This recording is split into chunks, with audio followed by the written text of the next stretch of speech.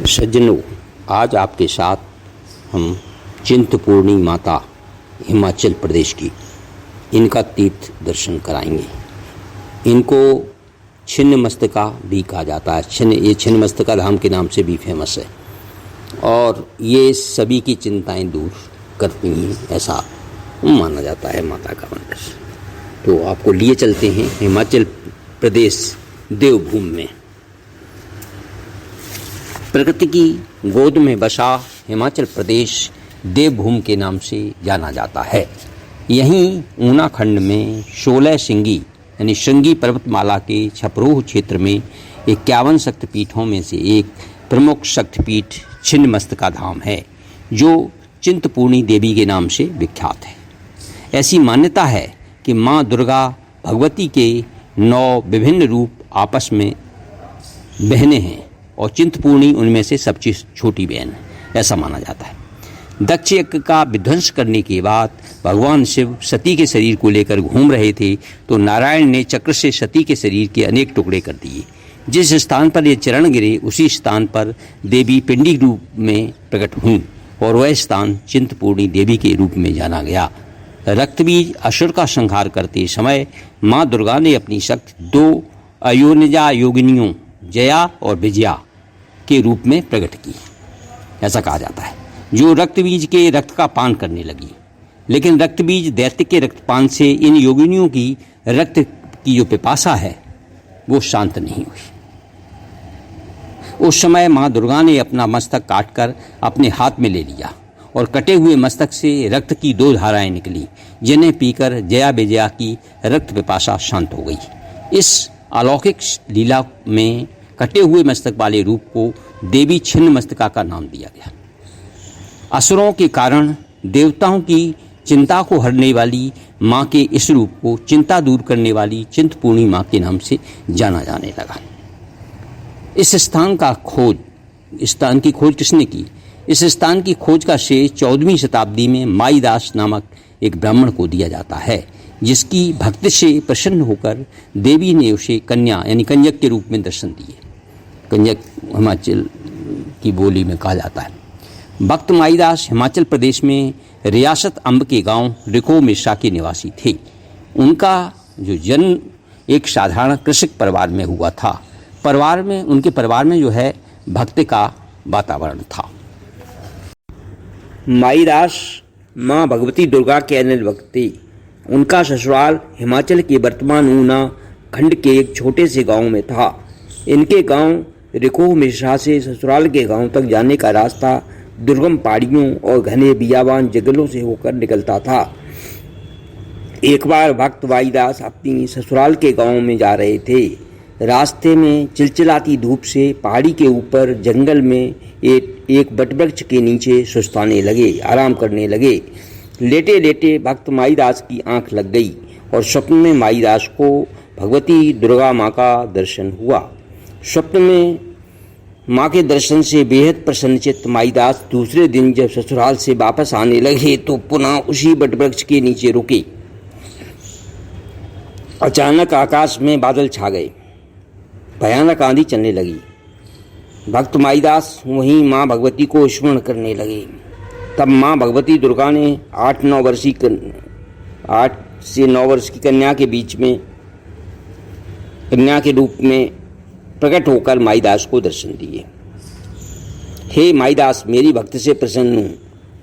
हे माईदास, मैं तेरी भक्ति से प्रसन्न हूँ। इसी वटवृक्ष के तने के नीचे मैं पिंडी के रूप में विराजमान हूँ। तू अपने कुल परिवार के सदस्यों के साथ यहाँ आकर स्थायी निवास बना लो, ऐसा जो है माँ कह रही हैं माईदास से। वटवृक्ष के तने के नीचे से मेरा पिंडी रूप निकाल कर यहाँ विधिवत मंदिर स्थापित करो। तब माईदास ने हाथ जोड़कर प्रार्थना की, कहा, माँ, यह जंगल वन्य जीवों से भरा पड़ा है। इस पहाड़ी पर दूर दूर तक पानी का नामो निशान तक नहीं है। यहाँ जीवन कैसे संभव हो पाएगा? माँ ने उत्तर दिया, हे माईदास, इस पहाड़ी के थोड़ा नीचे काले रंग का एक विशाल शिलाखंड है, जिसके नीचे जल का स्रोत है। तुम इस शिलाखंड को हटाओ, जल की कोई कमी नहीं रहेगी। इसी जल से प्रतिदिन मेरी पिंडी को स्नान करवाना। यह कहकर माँ भगवती अदृश्य हो गईं।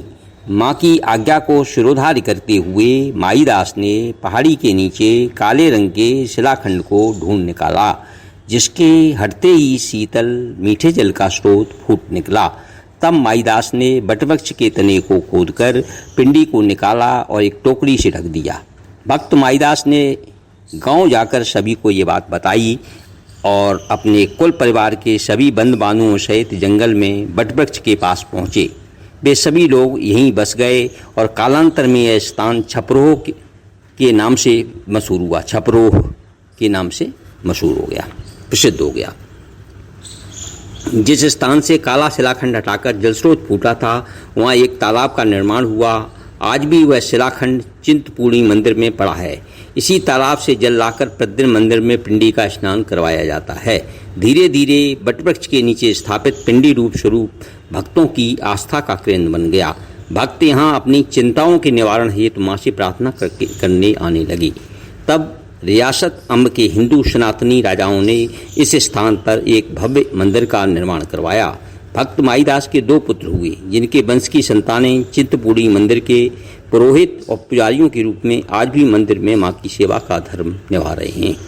इसी मंदिर से लगभग 500 मीटर की दूरी पर भक्त माईदास के नाम पर माईदास लंगर हाल बना हुआ है। मंदिर तक पहुँचने का रास्ता लगभग 250 मीटर तक है, जो मुख्य बाजारों से होकर मंदिर तक पहुँचता है। मंदिर के बाहर श्री हनुमान तथा काल भैरव की प्रतिमाएं बनी हुई हैं। यह पुराना वटवृक्ष बहुत फैल चुका है, जिस पर भक्तजन मौली यानी कलाबा बांधकर माँ भगवती से अपनी चिंता हरने की प्रार्थना करते हैं तथा मनोकामना पूरी होने पर मौली का धागा खोल देते हैं। मंदिर के प्रांगण में लाल रंग के झंडे लहराते हैं। माँ को कढ़ाई का हलवा और नारियल का भोग लगता है, हलवा या नारियल का। मंदिर के दरवाजे चांदी से बने हैं, जिन पर भगवती के भिन्न भिन्न रूपों को दर्शाती सुंदर प्रतिमाएं अंकित हैं। प्रतिदिन लाल सिंदूर और पीली हल्दी से पिंडी का भव्य श्रृंगार किया जाता है, जिसके दर्शनों से भक्तजनों को आध्यात्मिक आनंद की प्राप्ति होती है। यह मंदिर हिमाचल प्रदेश का सबसे अधिक धनवान मंदिर कहा जाता है। यहाँ पर सबसे अधिक चढ़ावा चढ़ता है। यहाँ भक्तजन सोने, चांदी और नकदी का अपार चढ़ावा चढ़ाते हैं। मंदिर में शहनाई नौबत बजती रहती है और कन्या भोजन भी चलता रहता है। चैत्र नवरात्रों तथा शारदीय नवरात्रों के अलावा गुप्त नवरात्रों में चिंतापूर्ण मंदिर में मेला लगता है, जिनमें देश विदेश से लाखों भक्त माँ के भवन में शीश झुकाने आते हैं। इन दिनों हिमाचल प्रदेश के ऊना से तथा पंजाब में होशियारपुर से लेकर चिंतपूर्णी मंदिर तक बढ़िया से बढ़िया खाद्य पदार्थों के लंगर लगते हैं। रास्ते भर में माँ के जागरण होते हैं, जिनमें देश के प्रसिद्ध गायक और गायिकाएँ माँ का गुणगान किया करते हैं, यानी गुणगान करते हैं। गुप्त नवरात्रों में भगवती दुर्गा के विभिन्न रूप ज्योत स्वरूप में आकाश मार्ग से भिन्न भिन्न दिशाओं से प्रकट होकर चिंतपूर्णी मंदिर की ओर आते हुए दृष्टिगोचर होते हैं। इस अलौकिक दृश्य को देखने के लिए श्रावण अष्टमी पर लाखों भक्त इकट्ठे होते हैं।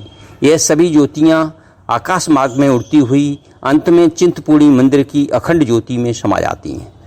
मतलब ऐसा दिखाई पड़ता है, ज्योतियाँ साक्षात आकाश मार्ग में उड़ती हुई दिखाई पड़ती हैं। इस अलौकिक दृश्य की समीक्षा करने के लिए अनेकों तर्कशास्त्री तथा वैज्ञानिक अपना सिर खपा चुके हैं, यानी इसकी खोज कर चुके हैं, परंतु कोई भी माँ की इन दिव्य ज्योतियों का पार नहीं पा सका है। चिंतपूर्णी मंदिर तक पहुँचने के लिए कैसे पहुँचा जाए? चिंतपूर्णी मंदिर तक पहुँचने के लिए रेल मार्ग से हिमाचल में ऊना तथा पंजाब में होशियारपुर तक पहुँचा जा सकता है। ऊना से आगे मुबारकपुर तथा भवरवाई के रास्ते से होकर सड़क मार्ग मंदिर तक जाया जाता है, यानी बस से जा सकते हैं या कार से जा सकते हैं। तथा होशियारपुर से गगरेट तथा भरवाई से होकर सड़क मार्ग द्वारा मंदिर पहुंचा जा सकता है। तो इस तरह से ये माँ के दर्शन जो हैं चिंतपूर्णी के मंदिर के दर्शन कर सकते हैं। जो हमने आपको ये चिंतपूर्णी मंदिर माँ के दरबार में बताया कैसे कैसे है और जो हमारी चिंता को हर लेती हैं। जिससे हमें आनंद की और शांति की प्राप्त होती है। ऐसी हैं माँ चिंतपूर्णी माँ। ओम ऐं ह्रीं क्लीं चामुंडाय विच्चे इति। अगर आपको हमारा ये वीडियो पसंद आए तो कृपया इसे लाइक करें, शेयर करें और सब्सक्राइब करें। धन्यवाद।